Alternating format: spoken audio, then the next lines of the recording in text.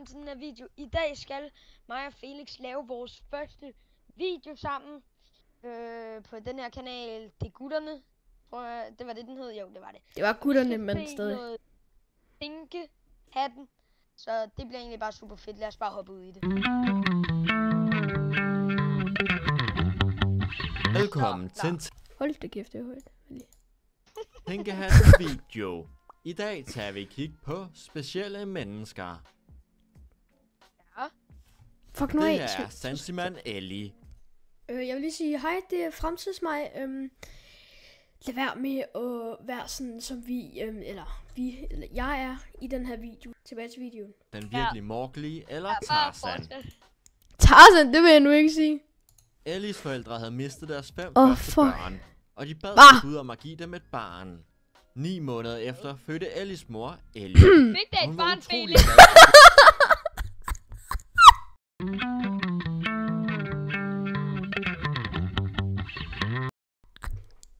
Lykkelig for Ellie har fået en søn.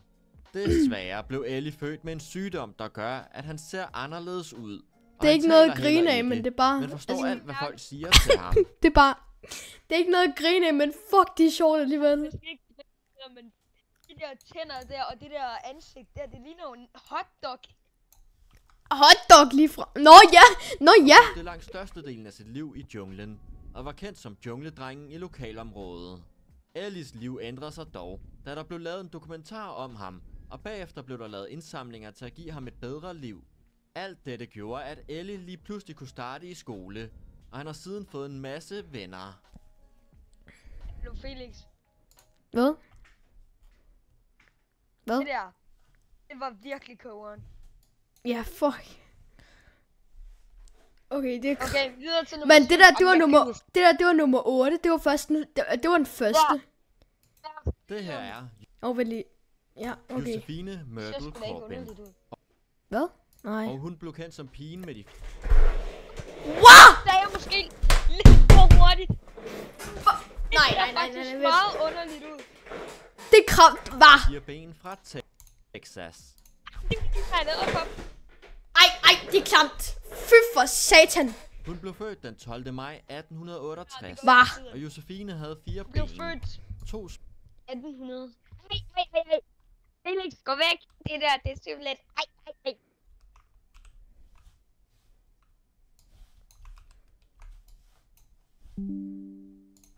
små indre ben og 2 store ydre ben. Det siges, at hun kunne bevæge sine indre ben, men de var for svage til at gå på. I en alder af kun 13 år blev hun en del af et freakshow, og hun blev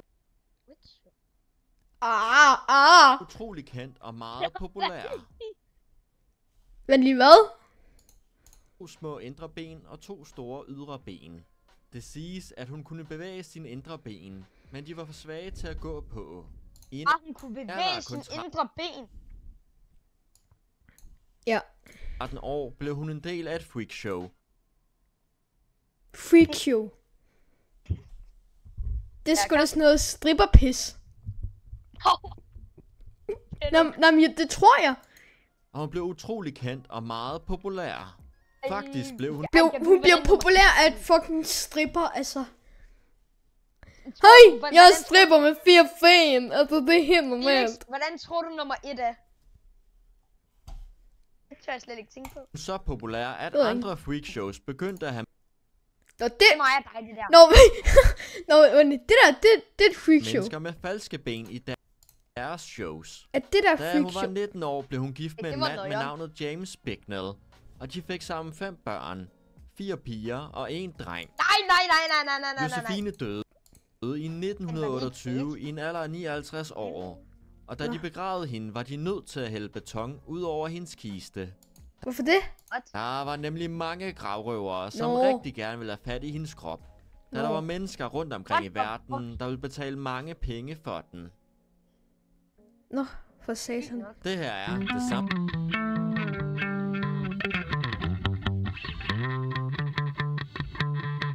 Det er ikke fordi, der er sket noget forkert med ham. Katokav. Og han blev berømt. Men lige... Det er Saham Bulat Katokav. for at være Altså, det er sgu da kinesisk. verdens tungeste Han har jo barn ikke tilbage sådan... Verdens tungeste barn, simpelthen. rundt Ja, omkring i det er verdens verden, der vil tungeste. betale det Sambulat Katokav. Og han blev berømt for at være verdens tungeste barn tilbage i 2003. Katokavs store drøm som dreng Hvad var satan? de sumo wrestler. Sumo Wester, ja fandme ja. Det er sådan nogle, Du det er ved. sådan nogle kæmpe... Ja, sådan nogle der. Lige De præcis. der meget store mennesker i meget lidt tøj, der slås. Da han fyldte 6 år, Ja, det var ved han vi. lige Fanden. under 90 kilo. Og da han fyldte 9 år, var hans vægt nået op på 146 kilo. What? 9 år, 146 kilo. Det er mindre end sejr. Prøv at overveje det. Der er sgu-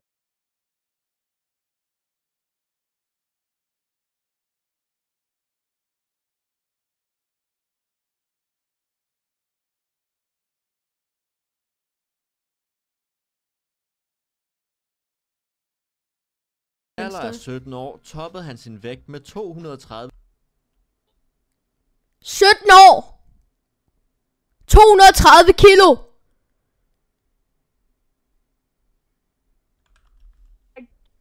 Hold da kæft. kilo. Ja.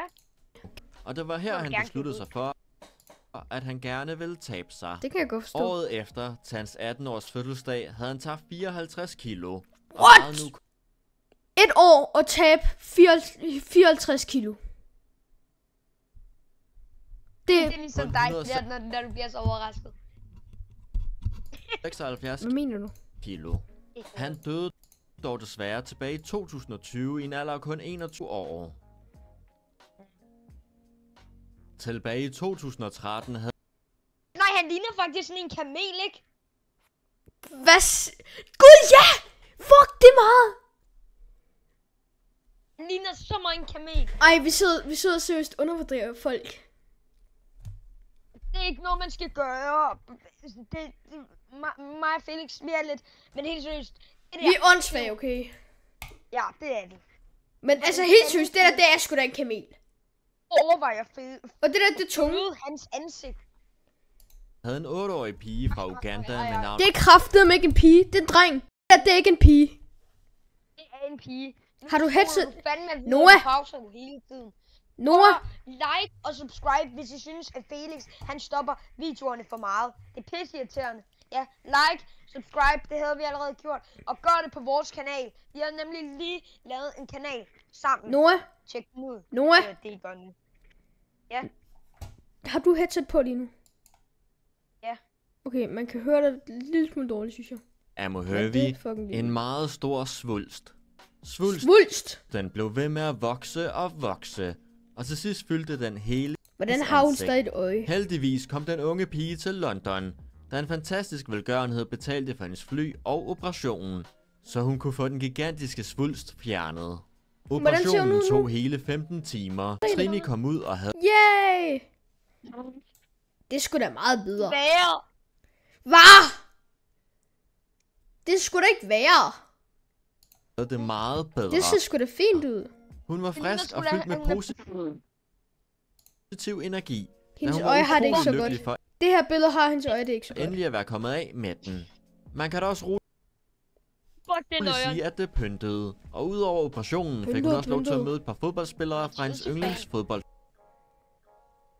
Det her er Latif. Så det- Han ligner jo meget dig. Hold nu kæft. Katana fra Indien. Det ligner sgu da mere dig end Og han mig. har fået øgenavnet Manden Uden Ansigt. Næse er jeg ikke. Manden uden ansigt. Hvad fuck er det her? Hvad? Det er et ansigt. Nå, prøv lige at høre. Latif Katana fra Indien. Og han har fået øgenavnet Manden Uden Ansigt. Hvad fanden er det her så? Latif lider af en sygdom, der gør, at hans krop øgenavn. gror Ja, tys. svulster over hele kroppen, og mange af dem er i ansigtet. Dette gør, at han har utrolig svært ved at se, da Det kan jeg de, som fandme du nok godt kan forstå. se, fylder rigtig meget af hans ansigt. Livet har på ingen måde heller været let for Latif, og han er i mange år dagligt blevet mishandlet af fremmede. Han var endda tæt på at blive skudt af nogle soldater på et tidspunkt, da de i et kort øjeblik troede, at han var et monster, indtil han skreg, at han var et menneske. Det har dog ikke stoppet ham fra at finde kærlighed, og tilbage i 2008 blev han gift med sin kone Salima, og i 2012 fik de deres første datter sammen. Må jeg lige sige en ting? Ja, selvfølgelig. Hvordan er ham der, hvordan er han og en kæreste og en baby? Man ser sådan der ud. Udseende, det er sgu da ligegyldigt. Det er personligheden. Hvor du det her ud? Nej. Det her Ja, gør nu gør jeg jo for fanden da. Altså, Noah! Idiot. Nej, okay. Det er fint. Sidenhen har de fået en datter mere, og begge piger er heldigvis sunde og raske. Og så må man gerne sige, ej, det må man ikke mere øve. Hvad må man gerne ikke sige? Hvad må man ikke sige? Læg nu bare, pokker. Her er Didier Montalvo, og han er kendt som Didier. Hej, Der er meget, du skal klippe mit ud. navn, det er Didier. skildpaddedrengen. Det er det der. Det er fordi, at han var født med et Hold da kæft. Det er sgu da en skildpadde. Det er sgu da en kørt ned skildpadde. Hvad fanden? Hallo? Ja, sammen sige til, hvis I har set en skildpadde meget før, så Hallo, min skildpadde er løbet væk. stort modermærke. jeg synes, det er jo... Det er kraftedeme ikke et modermærke. Det kan jeg godt sige dig. Det er kraftedeme en skildpadde. Jeg har set den der YouTube shorts før. Der fik det til at ligne, at han havde et skjold på hele ryggen. Normalt er modermærker Ninja ikke særlig Hvad? Ninja Turtle. Hvad siger du? Ninja Turtle. Nå. Men i få tilfælde kan de blive rigtig store og blive et problem. Det her modermærke var meget stort. Ja, du har kraftet med modermærke kløede overalt. voldsomt, Nej, og men Felix, prøv at overveje at føde sådan en der. Så prøv at overveje, altså godt nok gør det ondt, ikke? Men prøv at overveje. Jeg tror helt seriøst ikke. Jeg tror ikke, man bliver født med det der. Det ligner også lidt, det er lidt fake, ikke? Ej, det synes jeg ikke. Men altså, det er sgu da ikke fordi sådan modermærker over fucking alt. Men jeg tror ikke, den er blevet født. Den er påvirkede blevet hans født med det selvtillid. der. Den lille med den dreng der. og hans mor var nødt til at bo langt væk fra deres Hvad?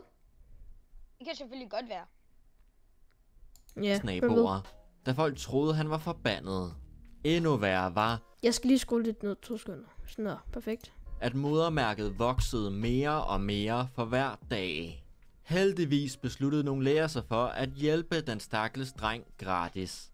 Den her historie har sindssygt. heldigvis en lykkelig slutning, og drengen fik fjernet modermærket og lever nu et helt normalt liv. Fuck, hvor heldigt. Det er sygt nok alligevel. Ja, det er sindssygt. Det her er Felix, Jack. okay. Hvad så? Hvad så?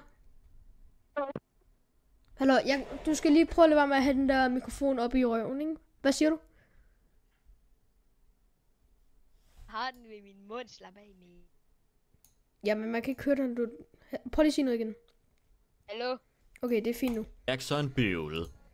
Og han blev født tilbage i 2005. Den der, det er dig, Felix. Ej, hold nu kæft. Det der, det skulle da... Det der, ikke? Det er fandme en dværg. Gjorde den i Florida. Hvad Jackson satan? blev født med en sjælden hjernelidelse, Hallo, til stille. Skal I høre? der gjorde, at han manglede omkring 80% af sin hjerne. Han er kraftedeme dum.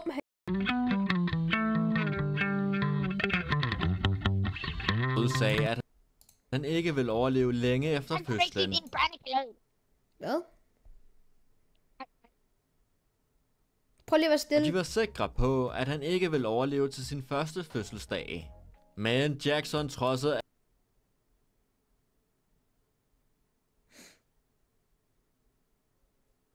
Så det... Hallo? Ja, hallo?